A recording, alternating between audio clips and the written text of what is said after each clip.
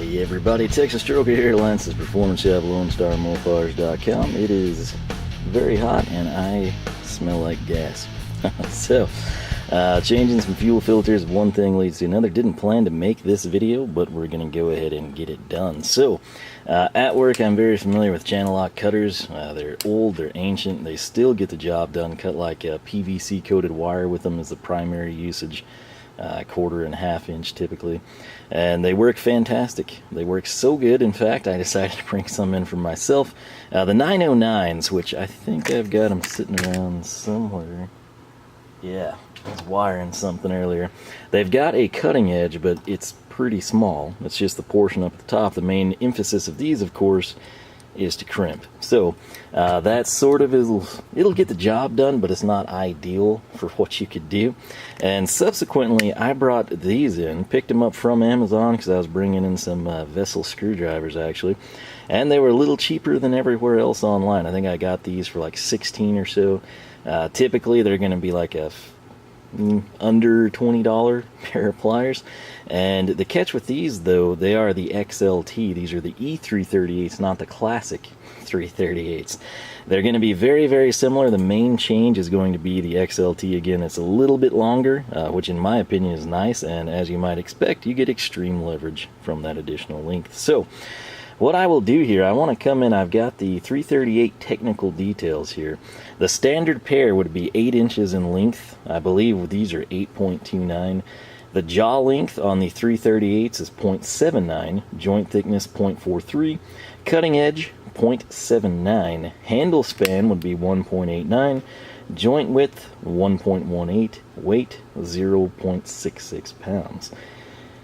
I wish I could window this so I could do a direct comparison, but the length on these, the E338s, not their standard counterpart, is actually going to be 8.29, so a little bit over 1/4 of an inch longer. The jaw length will be 0.86, joint thickness 0.47, cutting edge, with this being moved like they tweaked it, I think we were 0.79, we're now at 0.86, so again, very subtle differentials, but they will play an impact in how things are cut. Handle span on these is 2.15, the joint width 1.09, and the weight comes in about a little bit heavier, 0.7 of a pound as compared to 0.66. So cutting edge, let's compare that and the joint thickness. So jaw length 0.86, 0.47, 0.86. Let's try to remember that. 86, 47, 86. The standard will be 79, 43, 79. So 0.07, 0.03, 0.07 there. Handle span 1.89, width 1.18. The gains will be 2.15, 1.09. So it's not the best way, but hopefully you can process the information. Again, these don't cost a whole lot more than standard, and having never used the XLTs, I figured I'd pick them up at home and see how they fare. Big selling point of Channellock, aside from years and years of first-hand experience at work, and the fact that there are some there that predate my presence on this earth that are still ticking, they are made in the USA. Channellock, I've never really had any issues with any of their products. So, right here you've got cutting plier, and that again is the sole purpose of these 338s. At work we actually have a lot of 337s. They seem to be more common than the 338s. I prefer the 8s because they're a little bit longer, fit my hands. I can cut things a little easier. So maybe I'll just bring this up top and let you look at the 909s. How about that? Almost the same. Extreme leverage technology means considerably less force required to cut than traditional high leverage designs. Their laser heat-treated cutting edges will last longer, and Channellock uses precision-machined knife and anvil-style cutting edges to ensure perfect mating and superior cutting-edge life. So, once again, 338, you can have those a little cheaper. These are the E338, and they're just a few bucks more.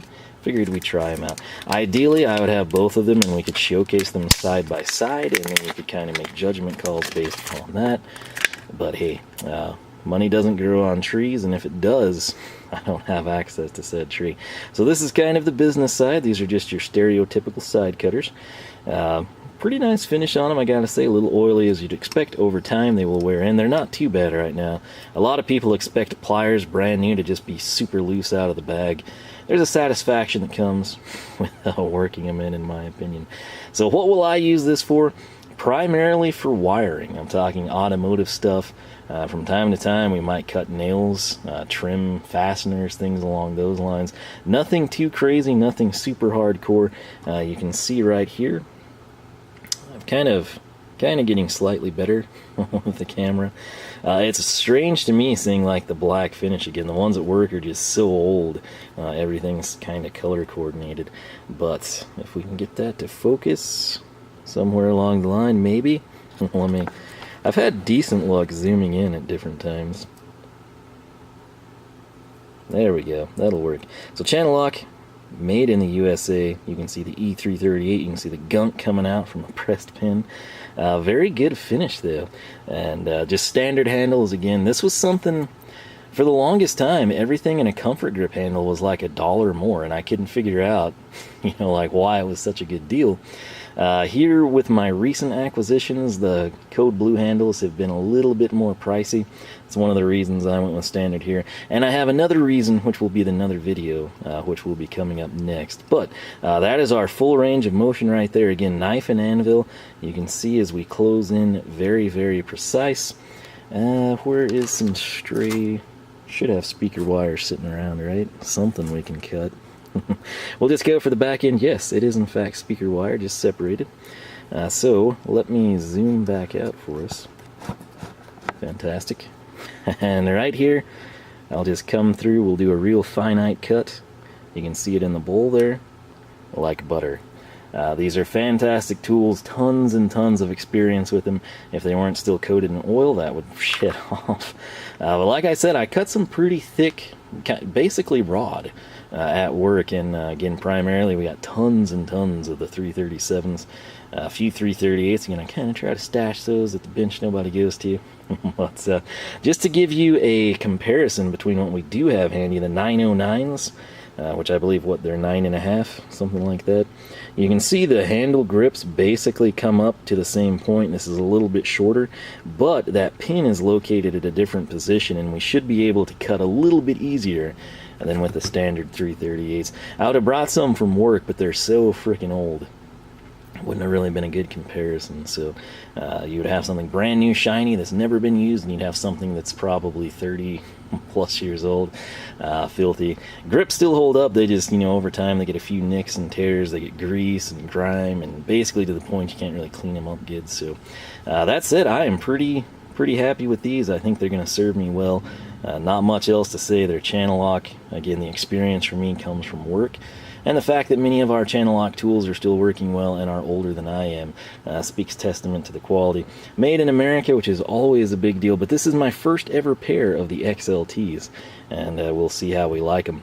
But next video I'm going to do, which I'll do right away, since I had to stop because I need this product for what I'm doing on the charger, I think you will enjoy. We'll get a little comparison in there, so come back for the next video. If you enjoyed, leave a like. If you don't want to miss any videos, subscribe, ring the bell, jump through the 3 flaming hoops, whatever you have to do with the latest updates. You can follow us on Twitter, like us on Facebook, circle us on Google+, whichever you prefer. That said, we've got some pretty cool Code Blue handles coming up, and they are significantly heavy-dutier than anything we have on the bench here, so you won't want to miss that. Until then, I will catch you back here for more action from the shop.